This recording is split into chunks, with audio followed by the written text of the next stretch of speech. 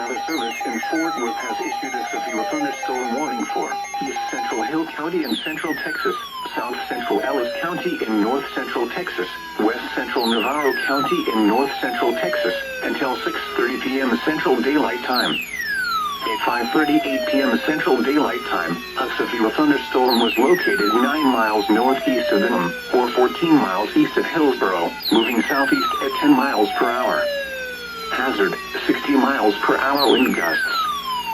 Source, radar indicated. Impact, expect damage to roofs, siding, and trees.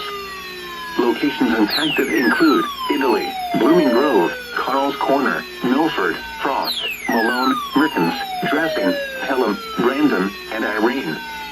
This includes Interstate 35E between mile markers 375 and 381.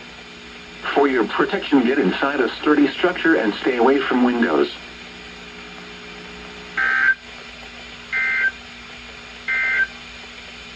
The current time is 5:40 p.m.